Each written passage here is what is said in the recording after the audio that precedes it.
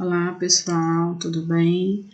Eu sou a professora Soraya Souza, a professora de vocês nessa disciplina de treinamento e desenvolvimento humano, e eu preparei um material para vocês correspondente às unidades 1 e 3, que são as unidades que irão cair na prova, certo? Essas unidades cairão na prova e vocês terão a oportunidade de comigo agora fazer uma recapitulação sobre esses pontos. Então, vamos lá.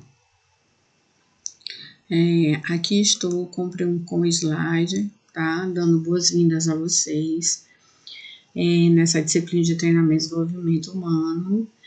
Me chamo Soraya Pereira, ou Soraya Souza, como achar melhor. Parabenizo os alunos por escolher o EAD Ateneu. Não deixe de acessar e participar dos fóruns Tira Dúvidas, assistir os vídeos e responder todas as atividades do ambiente virtual, ok? Ao final de cada unidade, você tem acesso a perguntas de fixação, que são exercícios a serem feitos por você com o intuito de favorecer a fixação do conteúdo estudado.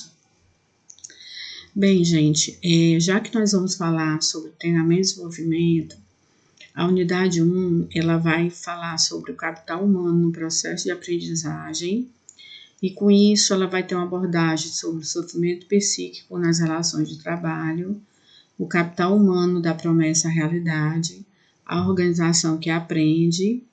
Aí vem um questionamento muito importante: o que é aprendizagem organizacional, tipos de aprendizagem individual e aprendizagem versus desempenho.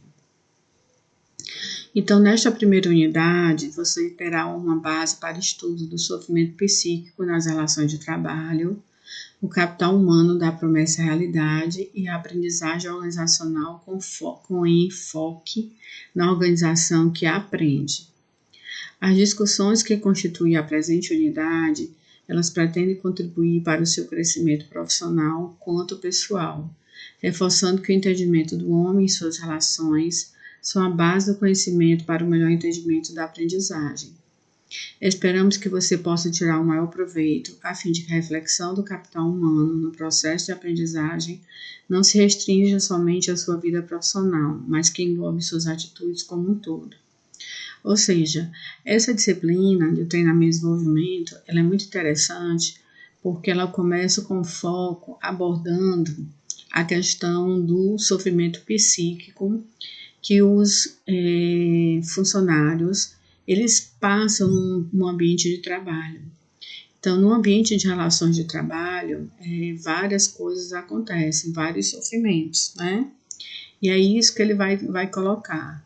É importante a gente entender em que conjuntura o funcionário ele está inserido, quais são as relações, quais são as conquistas, quais são os sofrimentos, quais são as angústias e quais são também as aprendizagens, né? Porque a aprendizagem é o berço dessa disciplina de treinamento e desenvolvimento. E a gente vai perceber que a gente vai se deparar com uma realidade difícil, uma realidade dura, mas também com a realidade que proporciona uma aprendizagem organizacional que vai proporcionar frutos tanto para o ambiente dele, organizacional, como também para a vida individual, ok? Então vamos lá. O sofrimento psíquico nas relações de trabalho. Para a língua portuguesa, a palavra trabalho se origina do latim tripalho, que era um instrumento feito de 3 paus aguçados, algumas vezes munidos com ponta de ferro. A maioria dos dicionários registra tripalho como um instrumento de tortura. Então, trabalho, no sentido geral, significa realizar uma obra que expresse resultados. Karl Marx, em 1985, ao categorizar o trabalho, afirmou que o trabalho humano tem sua representatividade de valores, que é expressa nas mercadorias, através da força do homem, na qual é formada por várias forças individuais, é possível constituir a substância de valores. Então, gente, assim, é muito importante porque ele começa a explicação na unidade 1, fazendo uma definição do que representa trabalho, né? Então, assim, é muito notório que o próprio significado, o próprio conceito da palavra trabalho é um conceito relacionado à dor, né, a sofrimento. Então, o trabalho, ele representava realmente um instrumento de tortura. Se a gente parar para pensar, é uma palavra muito complexa de se entender, porque você compreender o trabalho representando algo ruim, vem no decorrer da história mostrando que trabalho ele não traz aquela conotação que a gente sempre procura entender dentro da vida acadêmica, que trabalho traz reconhecimento, que o trabalho ele traz dignidade, ele proporciona um legado, né? Então, por isso que muitas vezes a concepção de trabalho ainda tem essa visão de que o trabalho é algo que vai provocar dor, sofrimento, angústia, né? E Karl Marx, inclusive, ele vem reforçar essa questão de que Karl Marx ele era muito, ele colocava muito bem isso, que o homem ele era muito usado dentro da empresa de uma forma como objeto, né? Então o homem ele não tinha uma representação, certo? Então é possível constituir a substância de valores, é possível perceber o homem enquanto não há somente como um apêndice da máquina, mas o capitalismo, né, a forma como o mundo industrializado ele foi trazendo conotação ao homem, foi trazendo essa conotação realmente de que o homem ele é realmente usado, né? Ele tem esse lado muito perverso do mundo do trabalho. Mas, por outro lado, também a gente tem que entender que o trabalho ele expressa resultados. E é nesse campo e é nesse ambiente que nós passamos a maior parte do nosso tempo. E é nesse campo que nós estudamos, que precisamos deixar nossas contribuições enquanto gestores, enquanto profissionais. O alicerce do capitalismo atualmente é gigantesco, com a criação das multinacionais. Este sistema acarreta cada vez mais o empobrecimento do proletariado, enquanto a classe privilegiada, os donos do capital, desenvolve-se cada vez mais. Para entendermos a relação analítica do sofrimento psíquico com o trabalho, nos remetemos aos estudos de Freud, 2004, nos quais encontramos ser o sofrimento uma ameaça constante para o homem. Então, o capitalismo, nós sabemos que é um modo de produção que ele coloca que a desigualdade ela faz parte. Essa desigualdade ela é mais latente, principalmente aquelas pessoas que querem trabalhar, aqueles que querem ter mais, vão exigir dessas pessoas um maior esforço, um maior envolvimento, né, nessa condição de trabalho. E, por outro lado, o mundo capitalista também ele é muito perverso, porque ele tem um lado positivo, eu penso dessa forma, e tem um lado negativo, porque exige do homem o que? Realmente uma doação, se possível, até do seu sangue. Porque quanto mais você tem, mais você quer, né? E o capitalismo ele prega muito isso. Então, se você quer alguma coisa, trabalhe, né? Seja realmente uma pessoa interessada em se esforçar. E aí você terá o que você quer. Porém, nós sabemos que o capitalismo ele não funciona bem assim, porque as desigualdades elas fazem parte do processo capitalista. Né? Tem que ter o executivo, tem que ter o gestor, tem que ter o operário, tem que ter o que planeja, tem que ter o executor.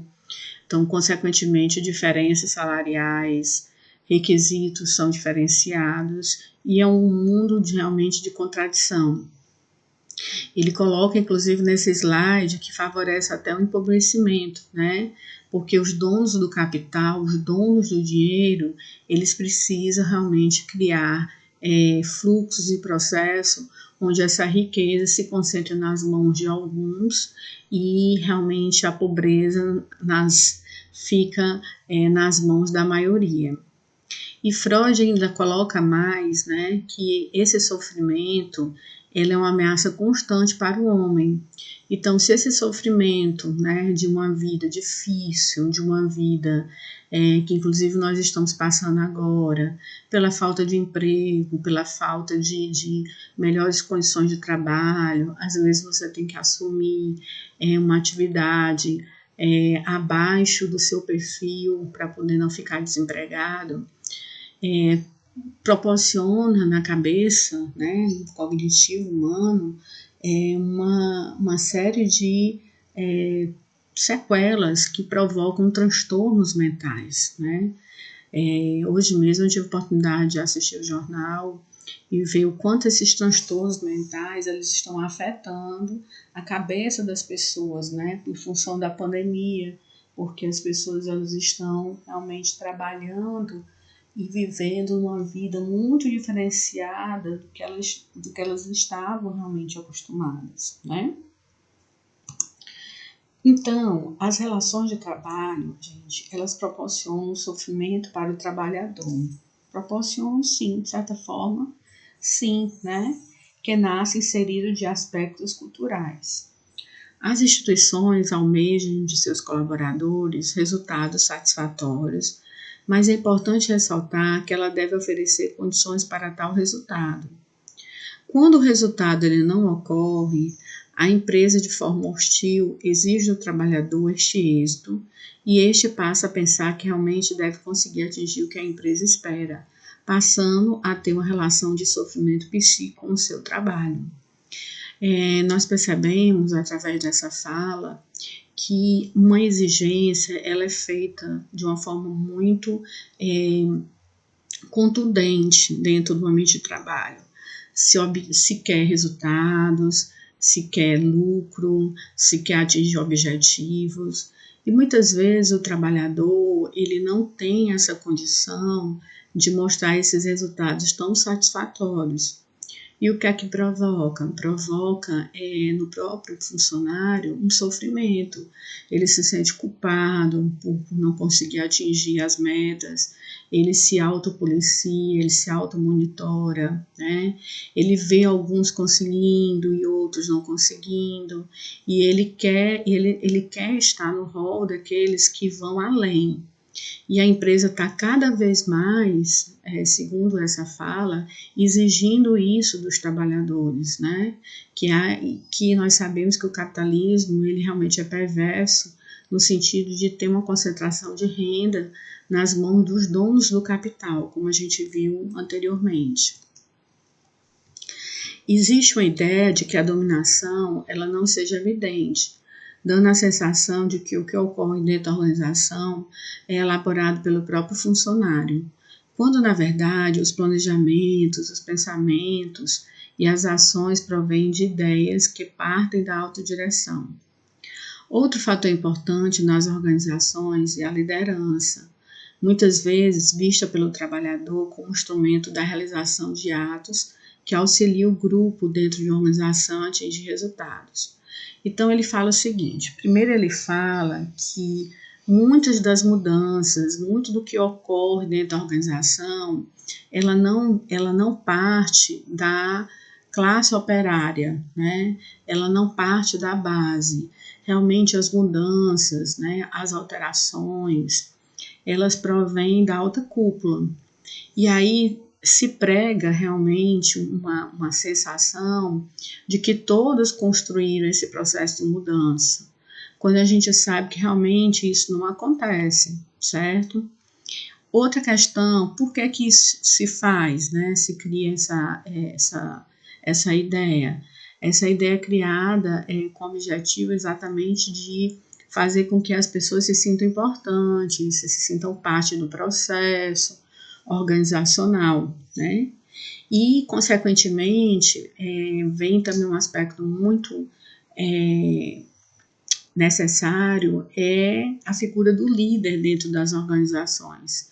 Esse líder, ele pode auxiliar os trabalhadores, mas também ele é uma ponte entre o trabalhador, né, e o empregador. E essa liderança hoje, a gente tem percebido nos estudos atuais, ela vem se modificando, ainda bem, né? Ela vem se fortalecendo e vem proporcionando a ideia de que é necessário ter um gestor que realmente consiga entender as necessidades do trabalhador e as necessidades do empregador.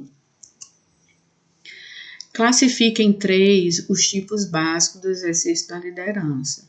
Nós estudamos ao longo do tempo, né, que a liderança ela pode ser exercida de 3 formas. Então, dependendo do líder, ele pode adotar uma liderança autocrática, que é aquele líder que exige apenas obediência a ele exclusivamente, compete traçar as normas de ação e tomar decisões e manda ditatorialmente. Ou seja, é aquele líder que não dá a possibilidade dos liderados sugestionarem, construírem junto com ele. Então, eles têm a função apenas de cumprir as regras que são adotadas pelos líderes autocráticos. A liderança permissiva, ou laissez-faire, aqui o líder é quase que exclusivamente um centro de informações, apenas se manifestando quando solicitado. Os subordinados dispõem da mais ampla liberdade, decidindo normas e objetivos individualmente. Então, é um tipo de liderança altamente permissiva, porque faz com que todos eles possam contribuir nas decisões, nas normas, né, nas propostas lançadas. E também é uma forma bem interessante de se pensar, né? Porém, a gente tem que entender que a liderança, ela vai muito pelo estilo da empresa, vai muito pela cultura, pela missão, pelos valores, né? E a liderança democrática, onde o líder extrai ideias e sugestões do grupo através de debates livres, e os subordinados são encorajados a participar das decisões.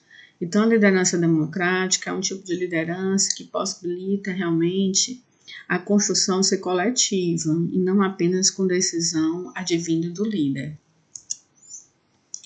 Algumas consequências projetadas sobre a saúde do trabalhador são consequências específicas, como estresse, ansiedade, depressão e distúrbios psicossomáticos, e consequências do traumatismo, tais como estresse pós-traumático, desilusão e reativação das feridas. Então, compreender o sofrimento psíquico do trabalhador implica em antes investigá-lo, considerando a cultura e os seus valores. Significa ainda relacionar esse sofrimento aos processos subjetivos envolvidos no campo do trabalho. Ele expressa claramente, né, nessas frases construídas que muitos dos sofrimentos hoje advindos do homem advêm principalmente do ambiente de trabalho. O ambiente de trabalho, ele, dependendo das condições que existem, eles podem provocar consequências muito dolorosas para o homem, né? E essa visão de que o trabalho, ele realmente pode ocasionar transtornos mentais, doenças psicossomáticas, né? Que são doenças psicossomáticas? Que são aquelas doenças em que o homem, o que ele tem? O homem, ele começa a perceber que muito do que ele sente, dor de cabeça, dor muscular, alergias, e por aí, né? Doenças que se manifestam no corpo advém do psíquico. E aí essa vinda do psíquico advém do ambiente do trabalho.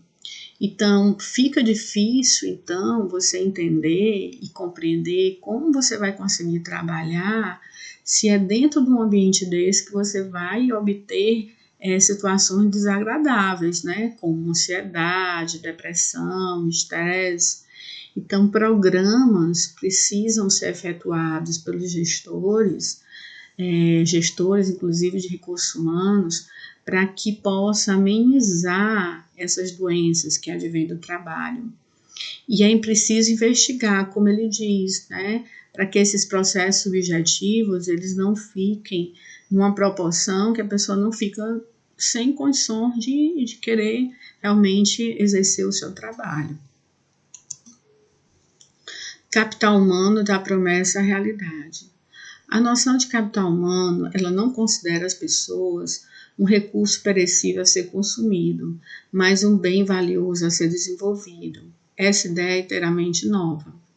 Então, gente, o capital humano é a visão de que o homem, ele tem a sua importância, né, no decorrer do tempo, as indústrias, a evolução histórica, ela foi realmente mostrando que o homem, ele tem o seu lado de reconhecimento, ele precisa ser visto.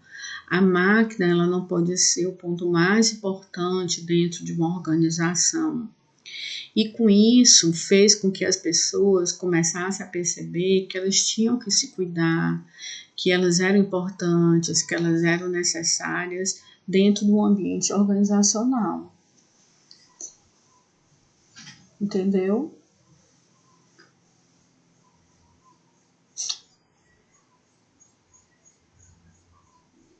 Ok? Bem, vamos lá. Aprendizagem organizacional. A organização que aprende. A aprendizagem, agora vamos falar um pouquinho falamos sobre esse mundo do trabalho, sobre o mundo do sofrimento, e vamos falar agora um pouquinho sobre a aprendizagem. Então, a aprendizagem, ela sempre apresentou um grau de grande representatividade no que se refere ao desenvolvimento das pessoas, inclusive na esfera organizacional. Hoje é perceptível a necessidade do indivíduo de buscar este desenvolvimento pela aprendizagem no âmbito da tecnologia, principalmente da informática. Perceptível esta colocação nos cursos à distância. Então, já estamos começando a falar, né, um pouco sobre o processo de aprendizagem e percebemos que o processo de aprendizagem é algo muito importante. Existem várias formas de você aprender dentro do ambiente organizacional, né, através da prática, através da observação, através da escuta, através da fala, através de reuniões, através de uma aprendizagem convencional ofertada por cursos e inclusive cursos à distância. Então, a aprendizagem dentro desse processo, dentro desse clima de trabalho, dentro desse ambiente organizacional, ele se faz necessário e importante. Ameniza, inclusive, transtornos, problemas, porque a pessoa se sente realmente em processo de construção, em processo de engrandecimento. Capital humano, ele tem relevância no cenário empresarial. Hoje, configuramos o funcionário como colaborador cliente interno, deixando a simples missão de executor de tarefas. Na atualidade, existe uma preocupação no estudo e devida atenção ao ser humano, mas há pouco tempo não despertava a devida atenção. Porém, as coisas mudaram. O que antes era descartável, atualmente passou a ser o diferencial na organização. Ou seja, a organização ela começou a ter o senso, né, de dar importância à questão da empresarialidade, de atrair, o que é isso? Atrair e manter funcionários talentosos dentro da organização. Então, aquele funcionário que antes, no começo da industrialização, era visto como uma parte realmente da máquina, ele passou a ser visto no decorrer do tempo como um diferencial competitivo entre as empresas. E, consequentemente, começou a se ter um olhar mais preocupante, mais atencioso, né? Vendo o funcionário não como algo que era desprezível, mas algo que deveria ser valorizado. E a aprendizagem foi um dos processos que proporcionou incutir essa visão mais engrandecedora do homem. Segundo Senge, né, de Fleury, de 1997, ele colocava o seguinte, que são necessárias as seguintes disciplinas para o processo de inovação e aprendizagem organizacional. Ou seja, para você ter um processo de aprendizagem organizacional, é necessário você ter domínio pessoal. O que é esse domínio pessoal? É a oportunidade de se autoconhecer. O ser humano fica mais suscetível a entender o que deseja e suas aspirações, proporcionando a entender melhor o que passa ao seu redor. Então, quando você tem capacidade de entender a si, você tem a capacidade também de entender o que está passando ao redor de você. E, consequentemente, a aprendizagem ela vai fluir melhor. Outro é os modelos mentais. São as situações visualizadas pelo ser humano, ou seja, é a forma de compreensão acerca do mundo e de seus atos. Então, modelos mentais é como a minha mente ela consegue visualizar aquilo que da forma como eu vejo as coisas. Da forma como eu vejo as coisas, essa aprendizagem ela vai repercutir de uma forma diferenciada em cada cérebro humano, né? É isso que ele está querendo afirmar. Outro aspecto que é necessário para que o processo de inovação e aprendizagem organizacional ele funcione são as visões partilhadas, onde passa a compreender que é essencial aprender para benefício próprio, portanto, precisa ter iniciativa em aprender e não obter aprendizagem por obrigação. Aquela velha história, você aprender porque o conhecimento ele é seu, ele é próprio. Ninguém vai conseguir arrancar isso de você. E não aprender porque você é obrigado a fazer uma faculdade, não aprender porque você é obrigado a fazer aquele curso. Você entender que você precisa aprender porque aquilo vai trazer benefícios para você. Compreender que a aprendizagem ela funciona em grupo, que ocorre pela negociação e pelo diálogo. Todos expõem seus pensamentos para se chegar ao pensamento comum. Muito importante, né? Sempre é bom no processo de aprendizagem você compartilhar uma ideia entre um grupo, porque aquela mesma ideia ela pode ter um olhar diferenciado, uma compreensão diferenciada a partir de cada pessoa. E o pensamento sistêmico é o que também chamamos de visão holística, ou seja, compreender a todas as particularidades. Visão holística é uma visão do todo, né? Se você consegue compreender que dentro da organização é necessário você ir além do seu setor de trabalho, você consegue entender que no mundo organizacional, essas visões elas são cada vez necessárias e importantes. Aprendizagem versus desempenho. Então, recapitulando que nós estamos na unidade E1, né? E a próxima iremos para a unidade 3. Bem, a aprendizagem é o que nós estamos estudando no decorrer desses slides, e agora ele vai colocar, né, essa aprendizagem que é tão importante, tão necessária, tão própria, né? Mostrou inclusive no slide anterior como você consegue obter uma melhor aprendizagem versus a questão do desempenho. As empresas se focam no desempenho para o alcance dos resultados. Para tanto, a empresa estabelece metas para seus funcionários e o caminho que percorre para o alcance desses objetivos representará o rendimento e a permanência desses funcionários na organização. Caso o desempenho seja satisfatoriamente bom, pode ser que ele permaneça na empresa. Porém, se o seu desempenho é ruim ou péssimo, possivelmente ele precisará sair da empresa. Algumas empresas até tentam investir nesse funcionário ruim através de aprendizagem. Bem, resumindo, o que ele está querendo dizer? que um funcionário que não desempenha bem as suas atividades, ele tem como possibilidade de melhorar esse desempenho, que é o que a empresa tanto anseia, tanto deseja dos seus funcionários, através da aprendizagem.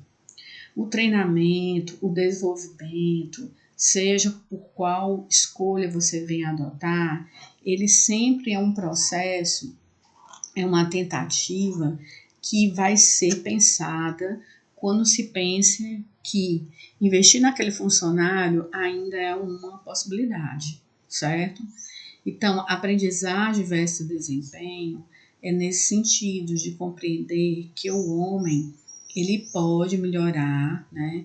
Mas você tem que dar as condições para ele desenvolver essas habilidades. Às vezes, um funcionário ele não produz bem e não proporciona metas desejadas pela empresa, porque no decorrer de um ambiente organizacional, mudanças vão acontecendo e, consequentemente, isso vai provocando o quê? Necessidade de acompanhamento desse funcionário, que às vezes não sabe qual curso realizar, onde realizar, em que tempo, né?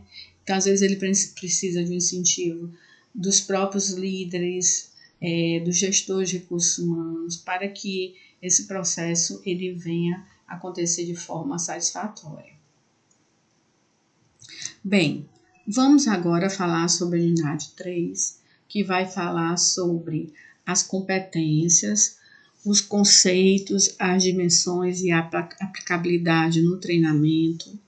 O tópico 1, que vai falar sobre gestão de pessoas baseada em competências, evolução do conceito de competência, dimensões do conceito de competências, seleção por competências, garimpando talentos e potenciais, tomada de decisão, atitudes, conhecimentos, habilidades, treinamento e desenvolvimento pessoal, conceito de educação, conceito de treinamento e o ciclo do treinamento.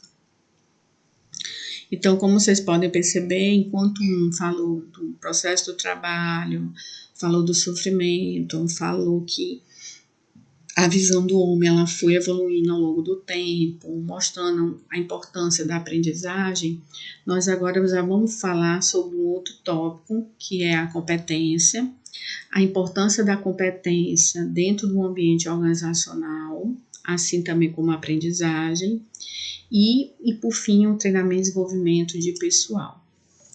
Bem, gestão de pessoas baseada em competências. A combinação de recursos humanos e materiais sob os mais variados formatos permite a obtenção de resultados dentro de sistemas denominados organizações. Observar e entender o fenômeno administrativo constitui um desafio para os estudiosos da área e para os gestores por eles responsáveis. A evolução dos conceitos possibilitou sair da denominação de recursos humanos para a gestão de pessoas ou de talentos. Não se trata de simples alteração na denominação, mas revela uma nova abordagem, com uma visão mais complexa e integrada das pessoas nas organizações. A complexidade do fenômeno administrativo também impulsionou novas pesquisas e a criação de novos modelos ou abordagens para a área de gestão de pessoas. Entre elas, destaca-se a ideia de competência, cujo conceito de forma estruturada, nas palavras de Dutra, 2004, foi proposto pela primeira vez em 1973 por David McClelland, quando buscava uma abordagem mais efetiva do que os testes de inteligência nos processos seletivos das empresas. Então, ele está mostrando nesse slide que no decorrer do tempo, a própria palavra recursos humanos, ela foi dentro das empresas sendo substituída por outras nomenclaturas, gestão de talentos, gestão de pessoas. E um dos aspectos também que foi começando a surgir também é a conceituação de competência, né? A competência, ela é uma palavra relativamente recente e foi algo que foi sendo mostrado como necessário, né, dentro das organizações. E nós vamos entender o que é que trata essa competência. E é essa competência que os ciclos do treinamento, os processos de treinamento, eles buscam adotar. A competência hoje ela é adotada no treinamento, ela é adotada no processo seletivo, né? Ela é adotada em vários campos. Então, vamos entender como evoluiu esse conceito de competência. É possível localizar a utilização da palavra competência na linha do tempo, desde a Idade Média. Com significados diversos, o termo é utilizado em várias áreas do conhecimento. Na área administrativa, há pesquisadores que utilizam mais de uma classificação, enquanto outros realizam seus estudos a partir da opção por um conceito.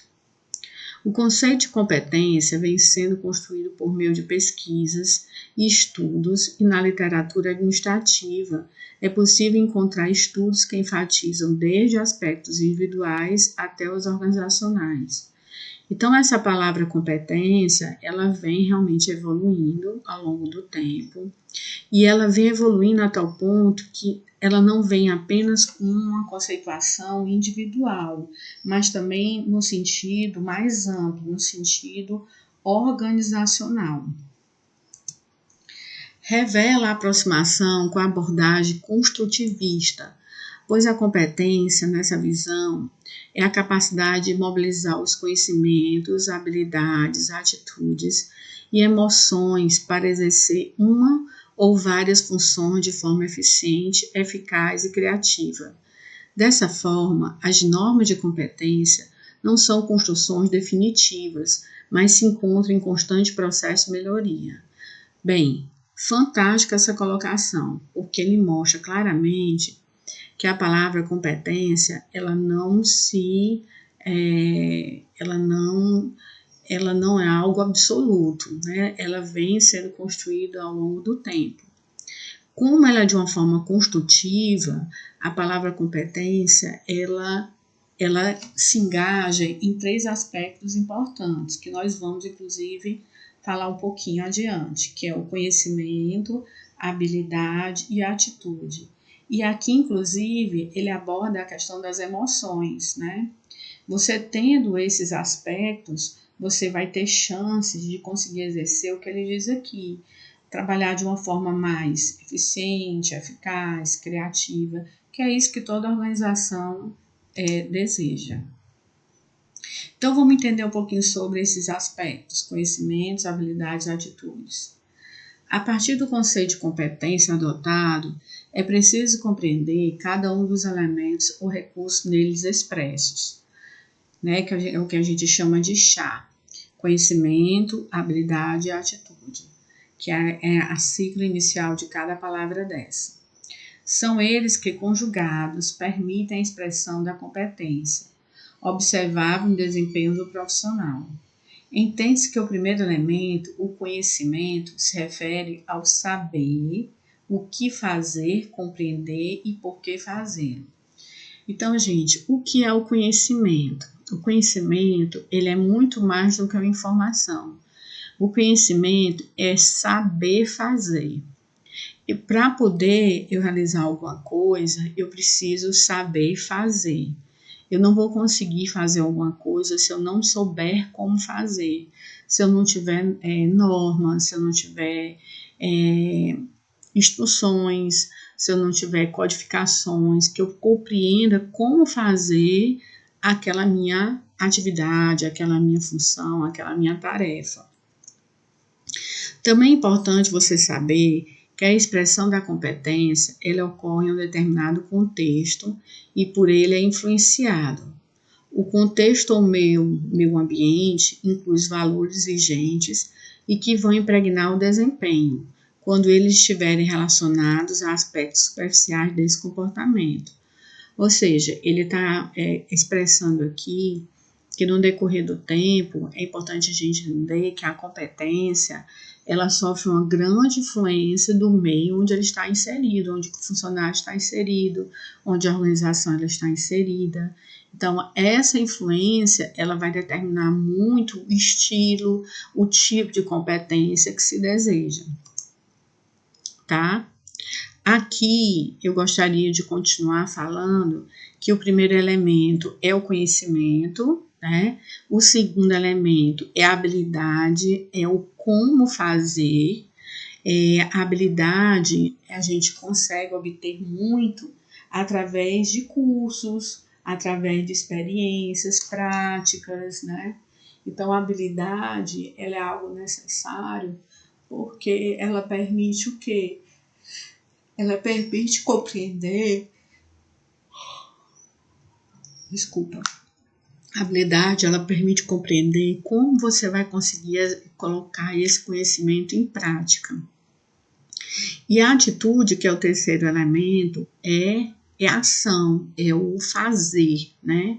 É o querer fazer. Porque o que é que acontece muitas vezes? Um ser humano, ele tem o conhecimento, né? Ele sabe o que fazer, ele sabe como fazer, mas ele não tem atitude. Então, se ele não tem ação, a competência ela não é colocada em prática. Um outro aspecto que ele fala aqui também, gente, é a questão da seleção por competências. Hoje em dia é muito comum se selecionar, não daquela forma convencional, que era através de indicação, mas sim levando em consideração os talentos, os potenciais, né?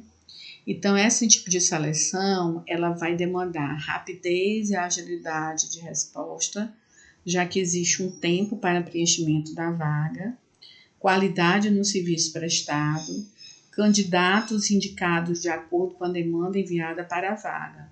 Ou seja, ficará aquele profissional que realmente demonstre ter o conhecimento, ter a habilidade, ter a atitude para assumir tamanhas, né, responsabilidades. Algumas competências, elas a gente verifica no decorrer do tempo que elas são universais, né? Para qualquer cargo, do mais simples ao de maior responsabilidade dentro de uma empresa, elas são necessárias. Por exemplo, capacidade empreendedora. O que é ser uma pessoa empreendedora? Ela sentir que aquela empresa onde ela trabalha faz parte do negócio dela. É como se ela fosse dona também daquela empresa. Então, ela tem que ter a noção de pertencimento à organização. Capacidade de trabalhar sob pressão, comunicação, criatividade e inovação, cultura da qualidade, capacidade negocial, liderança, planejamento e organização, tomada de decisão e visão sistêmica, que é a visão do todo. Então, qualquer seleção que você venha fazer, qualquer avaliação de desempenho, seja o que for, essas competências, elas fazem parte, né, de uma forma mais aguçada ou não, dependendo do cargo, como necessárias para desempenhar bem as atividades. Vamos falar agora, por último, então, da questão do treinamento e desenvolvimento de pessoal. A palavra treinamento tem muitos significados. Chavenato, em 1983, destaca que profissionais da área de administração de pessoal consideram o treinamento como um meio para desenvolver a força de trabalho dentro dos cargos particulares. Já outros pesquisadores consideram o termo de forma mais ampla, sendo o treinamento voltado para o profissional que objetiva se enquadrar no cargo. Ou seja, o treinamento ele tem um propósito de fazer com que você se aperfeiçoe, que você melhore os seus conhecimentos para o cargo que você está assumindo. Por meio do treinamento, é possível a transmissão de informações e conhecimentos específicos ao cotidiano do trabalho. Assim, são desenvolvidas habilidades para ser capaz de assumir as demandas emergentes. Treinamento contempla a visão holística empresarial, porque ao se ter uma visão sistêmica, as chances de se obter um retorno satisfatório é de maior alcance. Investimento precioso que não deve ser considerado custo, ganha a dimensão de ter um alcance de retorno recompensador. Então, é aquela ideia de que o treinamento ele tem que ser visto como um investimento, não como um custo. E a ideia também de que o treinamento ele vai proporcionar uma visão do todo dentro da organização, uma visão sistêmica, né? Porque quando você não tem uma visão sistêmica, o que é que acontece? Você tem uma visão apenas específica. E isso não é interessante. O treinamento é uma responsabilidade de gestores e profissionais, com posição de liderança, onde alguns chamam de staff. Então, gente, hoje, cada vez mais, o setor de treinamento, ele está sendo uma responsabilidade que está saindo das mãos da responsabilidade do recurso humanos e está passando a ser assumida pelos os líderes, pelos profissionais de gestão, né, dos locais, dos órgãos onde os funcionários trabalham. Então, deixou de ser uma missão essencialmente do setor de RH e passou a ser uma responsabilidade assumida pela área administrativa. O RH, muitas vezes, ele é um suporte, ele é um apoio, ele é um consultor a esse treinamento. E aqui temos a parte central, né, que envolve as 4 etapas do treinamento e desenvolvimento, que é o diagnóstico, que nós chamamos de levantamento de necessidade de treinamento, que é a programação, implementação e avaliação dos resultados, né? Deixa eu falar aqui um pouquinho sobre isso aqui, né, antes de finalizar. Nós temos que entender que quando um processo de treinamento e desenvolvimento ele vai ser colocado em prática dentro de uma organização, é necessário você fazer um levantamento, um mapeamento, um diagnóstico de tudo que está acontecendo, das necessidades da organização, das necessidades do funcionário, das necessidades dos gestores. Em cima dessas necessidades, é feita uma compilação e um planejamento de treinamento. Geralmente, esse levantamento você faz um ano anterior que o treinamento vai ser executado. Esse treinamento ele é programado de forma mensal, você articulando junto com os gestores, com os setores, com os líderes, com os funcionários, e determinando, né, quais os cursos, carga horária, instrutor, quando vai ocorrer, se vai ter lanche, se vai ser no horário de expediente, qual o material, ou seja, você vai fazer uma programação que atenda todas as necessidades que um treinamento bem elaborado ele exige. E após isso você vai executar, você vai implementar. Porém, nesse processo de implementação e execução, é importante que você acompanhe para poder você verificar se aquilo que você planejou está sendo colocado em prática. E, por fim, nós temos o processo de avaliação.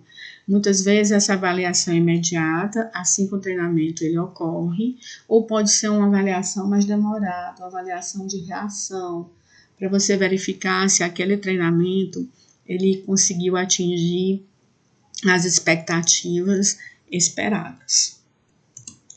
Bem, é isso que eu queria passar para vocês. Agradeço a participação, os comentários, perguntas e todo tipo de interação, né, de vocês, os que se dedicaram a assistir esse vídeo. Fico por aqui, espero ter deixado meu legado e a minha contribuição, gente, e até a próxima. Obrigado.